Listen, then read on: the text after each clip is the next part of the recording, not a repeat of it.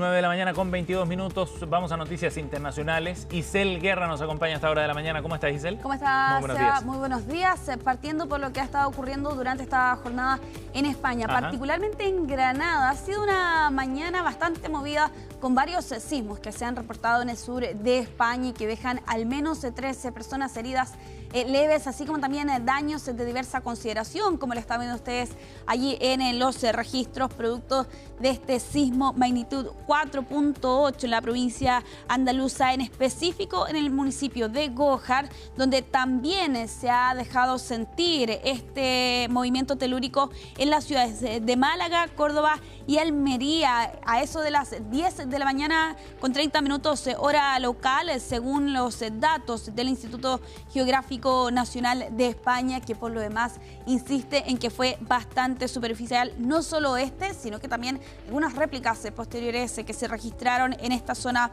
de España. Los efectos son evidentes. Todo esto corresponde, por cierto, a lo que ha ocurrido no solo durante esta jornada, sino que también a otro sismo que se reportó el pasado día sábado por la madrugada. Y claro, hay daños en infraestructuras.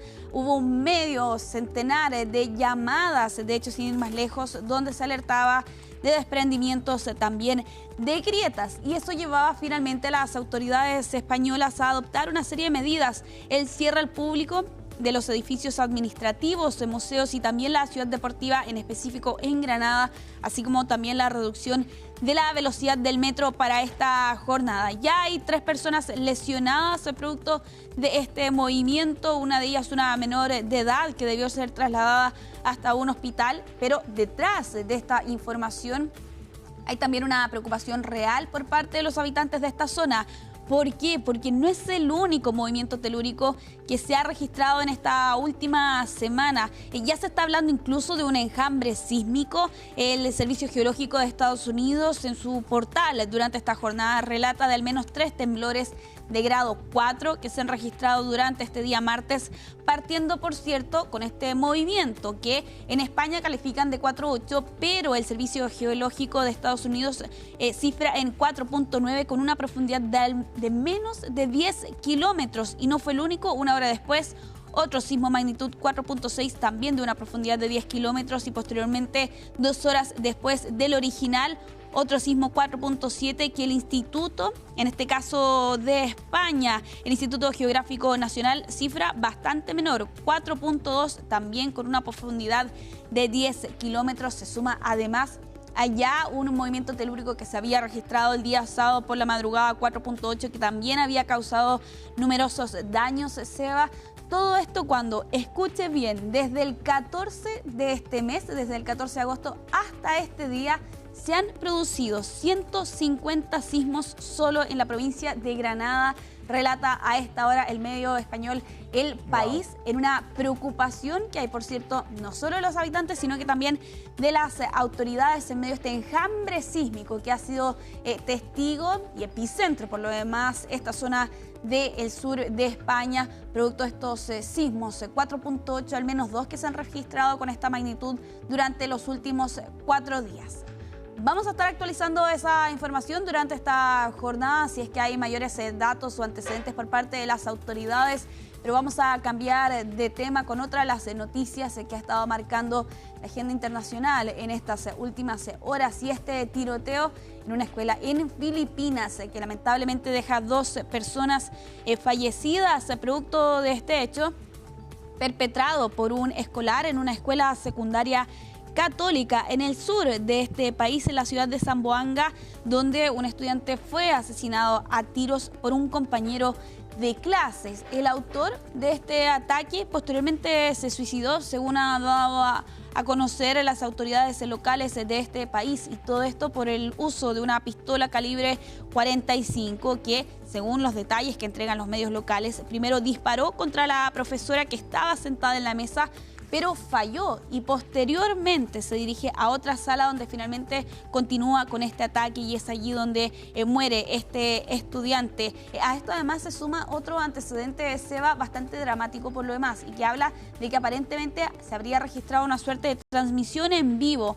Así lo han dado a conocer los medios locales, y allí se podía apreciar la perspectiva en primera persona del autor de este ataque, un escolar, por cierto, que lleva a cabo este tiroteo en su escuela secundaria, aunque ojo, no es un hecho aislado y esto ha abierto todo un debate, por cierto, no solo en Filipinas, sino que también en otros países del sudeste asiático, porque hace 2 meses 3 estudiantes murieron y otros 20 resultaron heridos por un ataque de 2 adolescentes, y en Tailandia a principios de este mes 8 personas se perdieron la vida luego que un adolescente también llevara a cabo un tiroteo. Aquí las autoridades están responsabilizando al contenido violento al que pueden acceder los menores de edad, y eso ha abierto, o reabierto más bien, Seba, un debate que hemos visto se ha instalado en diferentes países respecto del uso y el acceso que tienen los menores de edad a las redes sociales. Y claro, ese es el foco ahora que está puesto en países como estos en el sudeste asiático a raíz de estos tiroteos. Qué impresionante además las imágenes que se registraron, ¿no? Siempre estos hechos dejan esos registros tan dramáticos, ¿no? Estremecedores, por el temor de que puedan repetirse estos hechos después. Exactamente, sí, ese es el mayor temor que tienen las autoridades, que pueda haber un efecto de réplica por parte de otros adolescentes y un efecto de repetición, sin ir más lejos, a raíz de lo que ha ocurrido durante estas últimas semanas. Vamos a avanzar con un papelón que está enfrentando por estos días el primer ministro británico, Andy Burnham, porque él pensó que estaba hablando con la asesora del gabinete de Donald Trump, con Susie Wiles. Pero lo que ocurrió, Seba, es que otra persona se hizo pasar por la responsable del gabinete del presidente de Estados Unidos e intercambió mensajes sin saberlo, según señala el 10 de Downing Street. Ese es el papelón que está complicando por estas horas al primer ministro británico. Así? Esa es la gran pregunta, Seba, porque Político, que es un medio internacional, ha reportado esta noticia que ha tenido eco, por cierto, en otros medios, donde no entrega mayores detalles, pero lo que sí señalan es que hubo una suerte de comunicación por mensajes, no una conversación directa con esta persona que no se ha identificado, no se sabe si ya ha sido, por cierto, identificada por parte de las autoridades, sobre con quién conversó más bien el primer ministro británico en la evidente violación de seguridad. Desde el 10 de Downing Street le bajan el perfil. Dicen que no hubo un intercambio de importancia, que los textos fueron notificados rápidamente, pero hay varias preguntas que quedan sin resolver, Seba. Por ejemplo, ¿cuándo ocurrió esto? Sobre qué temas se abordaron o qué conversaron en estos mensajes de texto. ¿Cuántos fueron? ¿Fue una conversación corta? ¿Fue algo más largo? Y sobre todo en qué red social se hizo, ¿fue WhatsApp u otra? Esa es una de las grandes preguntas que tienen por estas horas, Seba, los medios británicos, que están descolocados ante esta situación porque no se logra entender cómo un primer ministro o alguien pudo haber accedido a su número telefónico, haberse hecho pasar, y nadie tuvo la duda, al menos inicialmente, solo posteriormente, al percatarse que habían incongruencias, de que no se trataba nada más y nada menos que de la jefa del gabinete del presidente de Estados Unidos. Es bien impresionante, los equipos de seguridad deben estar pidiendo, deben estar dando explicaciones, más bien su equipo de gabinete, la cantidad de filtros que debe haber para tratar de llegar a esa comunicación es enorme, y fallaron todos, pareciera. Exactamente, pareciera que todos se fallaron en este verdadero papelón que está enfrentando el primer ministro laborista, y claro, con varias dudas, partiendo cómo alguien pudo acceder a su número, cómo nos saltó la alerta de que efectivamente no se trataba de ella, y cómo no existió algún tipo de filtro para comprobar si es que efectivamente se trataba de una figura de la Casa Blanca. Todo esto cuando ha originado, por cierto, varias críticas sobre el primer ministro británico, pero sobre todo también y evidentemente ante el rol del equipo de seguridad del primer ministro británico. Vamos a ir cerrando esta revisión internacional. No sé si ustedes se acuerdan, no sé si tú te acuerdas, Seba, que en el mes de mayo les mostramos precisamente aquí cómo era el auto eléctrico de Ferrari, ¿no? Que por lo demás había tenido una serie de críticas habían personas que no entendían cómo Ferrari podía hacer vehículos eléctricos, incluso el modelo, ¿no? Las líneas que tenía el vehículo, el auto que están viendo ustedes allí en pantalla con este modelo Luz, el chasis cero, que Por lo demás, ha conseguido un récord y esa es la razón por la que estamos hablando de este vehículo varias semanas después, porque ha sido vendido en 40 millones de dólares y con ello se establece un récord. El auto nuevo más caro jamás vendido, pero ojo, en una subasta.